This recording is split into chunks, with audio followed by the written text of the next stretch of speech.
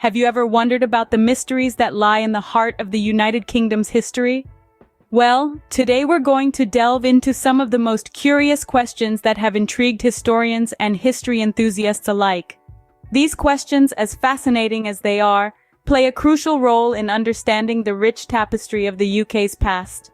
They take us on a journey, exploring pivotal moments, unsolved mysteries, and captivating stories that have shaped the country's history. From the ancient monument of Stonehenge to the enigma of the Loch Ness Monster, we'll be unearthing the stories behind these intriguing questions. The significance of these inquiries goes beyond mere curiosity. They offer us a glimpse into the culture, societal norms, and historical events that have shaped the United Kingdom as we know it today. So put on your detective hats and get ready to embark on a historical journey through time and unravel the mysteries of the United Kingdom. Before we dive into the mysteries, let's set the stage with a quick overview of the United Kingdom and its formation. The United Kingdom, often known simply as the UK, is a sovereign state located off the northwestern coast of mainland Europe.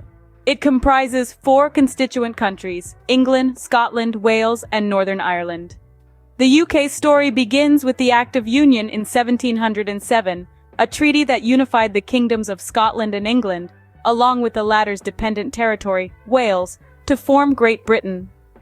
The unification was largely driven by economic and political incentives, with the promise of shared prosperity and strength. However, this union was not without its share of controversy and resistance, particularly from Scotland. Fast forward a century to the year 1801, when another Act of Union was passed. This time, it was the Kingdom of Ireland that was brought under the umbrella of Great Britain, forming the United Kingdom of Great Britain and Ireland. This union, much like its predecessor, was met with resistance and led to a complex, often turbulent relationship between Britain and Ireland. In 1922, following a war of independence and subsequent treaty, the southern part of Ireland seceded from the UK, becoming the Irish Free State, now known as the Republic of Ireland. The 6 northern counties of Ireland, however, remained part of the UK, redefining it as the United Kingdom of Great Britain and Northern Ireland, which is its official name today. Throughout its history, the UK has been a major player on the world stage, influencing global politics, economics, and culture. Its rich and diverse history sets the stage for the intriguing mysteries we're about to explore, each one revealing a unique facet of this fascinating nation. Now that we have the context, let's delve into the first mystery. Stonehenge, a prehistoric monument that has puzzled historians for centuries, but who built it and why?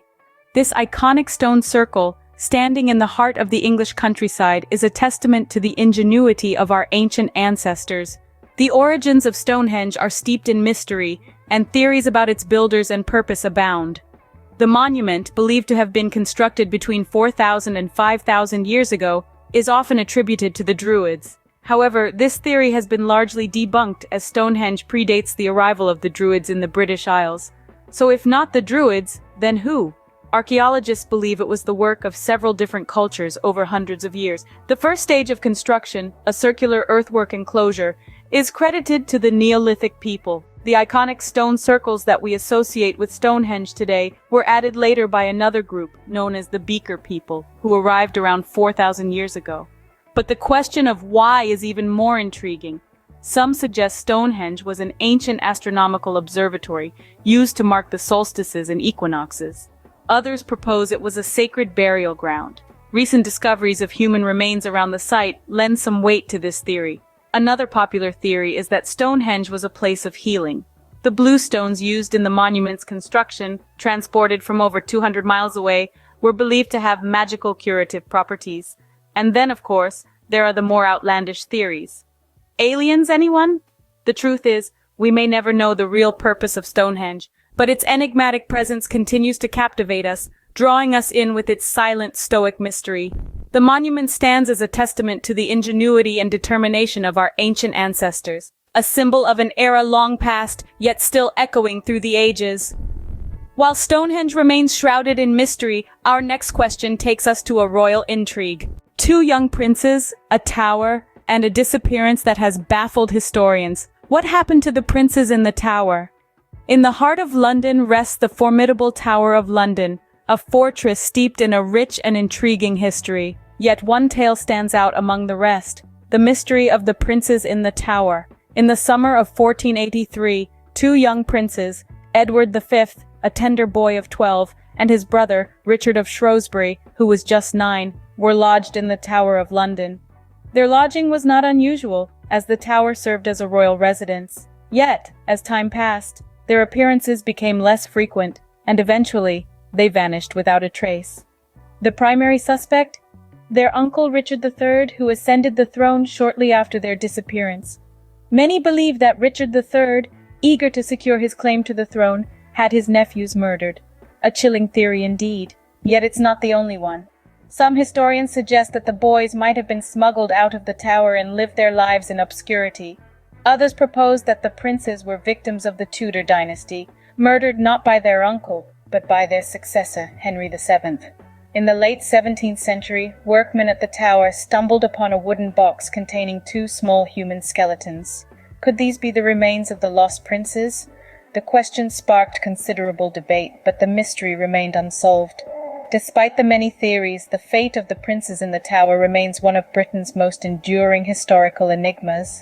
Their disappearance is a tale of power, intrigue, and an unsolved mystery that continues to captivate historians worldwide. In the end, the princes in the tower serve as a poignant reminder of the price of power and the fragility of innocence. Their tale, shrouded in mystery, continues to echo through the chambers of the Tower of London, a haunting melody of a melody left unfinished, a story left untold. From royal intrigue, we move to a devastating event that changed the face of London. In 1666, a fire consumed London, but how did it start and how did it end? The Great Fire of London is one of the most infamous events in the city's history. It began on the 2nd of September in the wee hours, at a bakery on Pudding Lane. A small flame, left unchecked, turned into a raging inferno that consumed a large part of the city. The fire spread quickly due to a combination of factors. London was a city primarily built from timber, a material that's highly flammable. The narrow streets, closely packed houses, and the absence of a proper firefighting force only added fuel to the fire, so to speak. The fire raged for 4 days, leaving a trail of destruction in its wake. It consumed 87 churches, 13,200 houses, and numerous public buildings. But what's surprising is that despite the scale of the destruction, the death toll was remarkably low, with only 6 verified deaths. The fire was eventually extinguished, not by man, but by nature. A change in the wind direction and the use of fire breaks helped contain the spread. However, the city lay in ashes. The Great Fire of London left a significant mark on the city's landscape and its people. It led to changes in building regulations, with brick and stone replacing timber as the preferred building materials. The city's narrow streets were replaced with wider ones to prevent future fires from spreading so rapidly. The fire also played a part in the scientific revolution. Robert Hooke, a prominent scientist of the time, used the rebuilding of London as an opportunity to propose improvements in street planning and building design. His ideas laid the foundation for modern town planning. This event, catastrophic as it was, transformed London. It led to improvements in architecture, urban planning, and fire safety measures. The city that rose from the ashes was safer, better planned, and more resilient. From the ashes of London, we now turn to a mystery that has chilled the spines of many. The name Jack the Ripper sends shivers down the spine. But who was he, really? Delve into the heart of Victorian London, where under the cloak of darkness and the thick fog, a shadowy figure known as Jack the Ripper emerged. His reign of terror in the late 19th century left a chilling legacy that has fascinated and baffled investigators for over a century. Jack the Ripper was not just a murderer, he was a phantom who struck fear into the heart of London, leaving a bloody trail of horrifically mutilated victims. His crimes were so heinous and his identity so elusive, he became a symbol of the ultimate criminal mind. But despite the multitude of theories and suspects, the true identity of Jack the Ripper remains shrouded in mystery. Some theories suggest that the Ripper might have been a butcher, due to the nature of his crimes, or a doctor, given the precision of his gruesome handiwork. Others speculate he was a member of the royal family, specifically Prince Albert Victor, the grandson of Queen Victoria. This theory arose from a supposed cover-up by the royal family, who allegedly protected the prince due to his mental instability. Another suspect is the infamous American serial killer, H. Holmes. With his history of gruesome murders and his suspicious presence in London during the time of the Ripper's killings, some believe he could very well be the man behind the moniker. Yet, despite all these theories, the truth remains elusive. The case of Jack the Ripper is a chilling reminder of the darkness that can lurk in the heart of a city and the depths of the human psyche. It's a mystery that continues to intrigue, a puzzle that remains unsolved, a story that refuses to fade into the annals of history. From the foggy streets of London, we sail to a lost colony in the New World. A colony vanished without a trace. What happened to the settlers of Roanoke? In the annals of unexplained historical mysteries, the story of the lost colony of Roanoke holds a special place.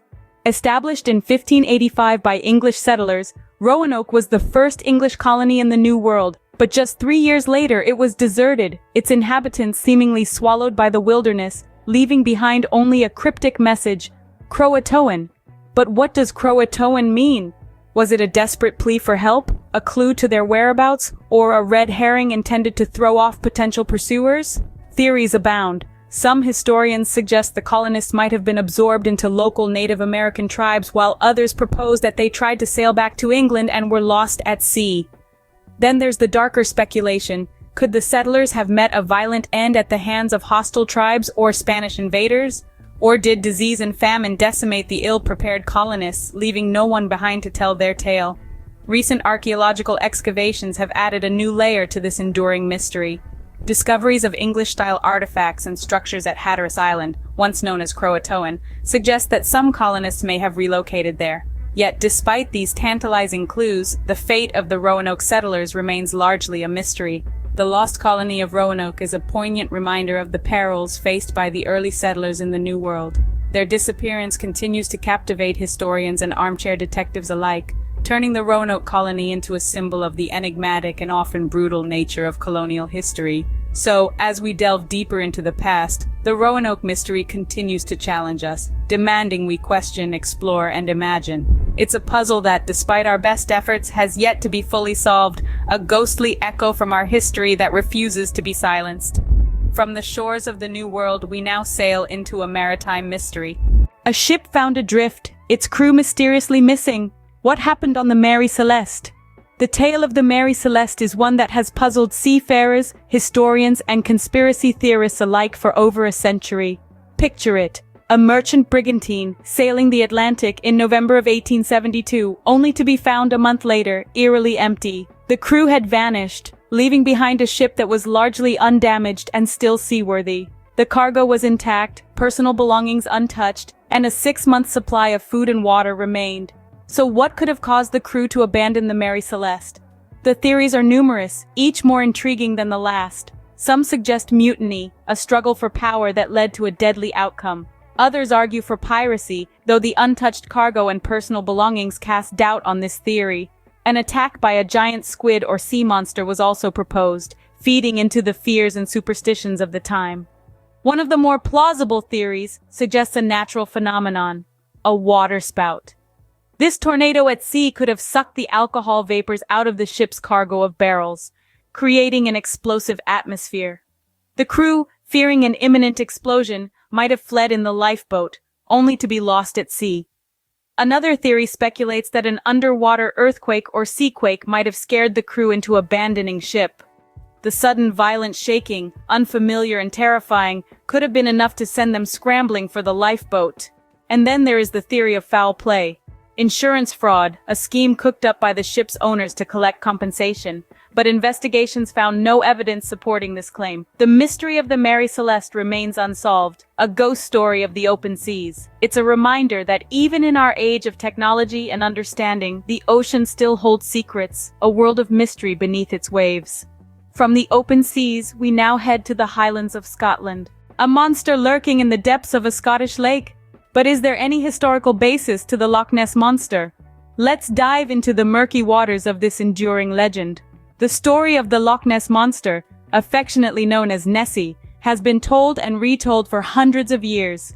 The earliest mention can be traced back to the 6th century, where a monk recorded a tale of a man being attacked by a water beast in the River Ness. But it wasn't until the 20th century that Nessie truly seized the public's imagination, with a surge of sightings, complete with photographic evidence. There have been countless eyewitness accounts, each describing a creature with a long neck, a humped back, and a size that surpasses any known aquatic animal. Some of these accounts are compelling, others less so, and many have been debunked as hoaxes or misidentifications. But what about the scientific exploration of Loch Ness? Surely, in the age of advanced technology, we should be able to solve this mystery once and for all. Well, numerous expeditions have been undertaken, using everything from sonar to submarines, and yet Nessie remains elusive. The vastness and depth of Loch Ness, combined with its murky waters, make it a challenging environment for exploration. In recent years, DNA sampling has been used in an attempt to catalog all life in the loch. While no evidence of a prehistoric monster was found, plenty of eels were, leading some to suggest that a giant eel could be the basis for the monster sightings. But despite the lack of concrete evidence, the legend of the Loch Ness Monster endures. It's a story that captures the spirit of the unknown, a reminder of the mysteries that still exist in our world. And let's be honest, isn't life a little more exciting with the possibility of monsters? So whether you're a believer or a skeptic, it's clear that the fascination with Nessie goes beyond the search for a prehistoric creature. It's about the thrill of the unknown, the allure of a good story, and the human desire to believe in something extraordinary. Whether monster or myth, the Loch Ness Monster continues to capture our imagination. From ancient monuments to royal intrigues, fiery disasters to unsolved crimes, we've traversed the length and breadth of the UK's history. We've journeyed from the mystic stones of Stonehenge, grappling with its enigmatic origin, to the chilling tale of Jack the Ripper, whose identity continues to elude us. We've investigated the tragic fate of the princes in the Tower and the puzzling disappearance of the Roanoke colony settlers. We've delved into the catastrophic Great Fire of London and the inexplicable abandonment of the Mary Celeste. Lastly, we've even dipped our toes into the murky waters of Loch Ness, pondering the existence of its legendary inhabitant. Each of these historical questions not only captivates our curiosity, but also deepens our understanding of the past. They remind us that history is a complex tapestry, woven from countless threads of mysteries, events, and human experiences. Remember, history isn't just about dates and events, but about the mysteries and questions that make it so fascinating. So, keep exploring, keep asking questions, and keep uncovering the mysteries of the past.